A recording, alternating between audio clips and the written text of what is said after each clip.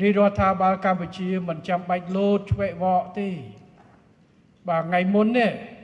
ពីថ្ងៃ8ថ្ងៃ9នេះមានអ្នកជ្រុលនិយមថៃហ្នឹងគេស្រែកគ្នាថាប្រាសាទតាមាន់តូបជារបស់គេហើយគេមុងលើគ្នាមកស្រែកច្រៀងនៅលើនោះយើងចាំបាច់អីទៅស្រែករដ្ឋាភិបាលចាំបាច់អីអានឹងរឿងនយោបាយផ្ទៃក្នុងគេឥឡូវគេស្រែកគេរត់មកដល់ព្រំដែនទាហានថៃតុបគេបង្កើតរឿងរបស់គេកម្ពុជា2008យើងអត់មានហេអយប៉ុន្តែអ្នកឯងចូលរំលោភប្រើវិធីសាស្ត្រកងកម្លាំងប្រដាប់អាវុធយើងត្រៀមលក្ខណៈការពារគ្រប់មធ្យោបាយទាំងអស់ដើម្បីការពារបូរណភាពទឹកដីរបស់យើងរួមទាំងការប្រើប្រាស់កងកម្លាំងប្រដាប់អាវុធម្ដងទៀតអត់ខ្លាចទេខ្ញុំសូមបញ្ជាក់តែរដ្ឋាភិបាលមិនចង់ឲ្យមានសង្គ្រាមផ្ទុះឡើងទេព្រោះវាលំបាកអ្នកញ៉ាលៀងផាត់គឺជាអ្នកដែលទទួលផ្ទាល់អូស្មាច់នឹងឯងកន្លែងដែលគ្រងចរចាគ្នាវាយគ្នាទៅព្រំដែនវាយគ្នាកាលពីមុនហ្នឹងគឺតំណែងល្អរវាងប្រជាជនថៃប្រជាជនខ្មែរឡើងចុះសេដ្ឋកិច្ចដល់ពេលវាយគ្នាពឹងគឺបាត់ភ្លើងតលិចតកើតយើងប្រើឥឡូវបើវាយគ្នាបាត់សេដ្ឋកិច្ចបាត់ពីណា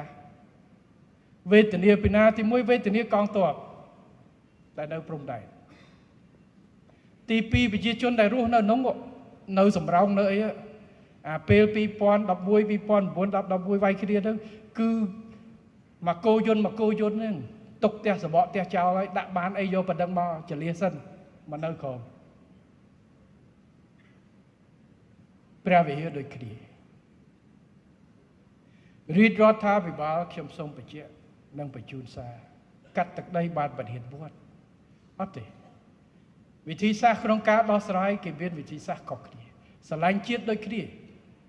ស្រឡាញ់ទឹកដីដូចគ្នាការពារជាតិការពារទឹកដីដូចគ្នាហើយរាជរដ្ឋាភិបាលមានវិធីសាស្ត្រក្នុងការធ្វើការរដ្ឋាភិបាលថៃ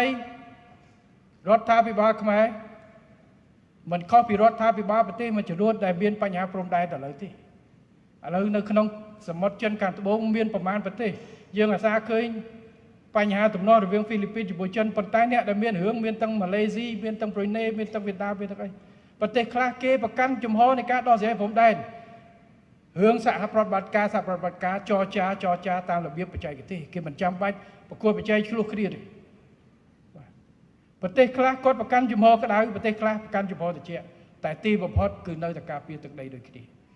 សម្រាប់រាជរដ្ឋាភិបាលខ្ញុំយល់បងប្អូនដែលនៅក្រៅគាត់ស្រែកថាខ្លាចបាត់ទឹកដីចង់ឲ្យរដ្ឋាភិបាលស្រែកមួយម៉ាត់មកថានេះរបស់យើងថានោះរបស់យើងឥឡូវខ្ញុំសួរតើខ្ញុំចាំបាច់នាយករដ្ឋមន្ត្រីខ្មែរចាំបាច់ឆ្លើយតបទៅជាមួយ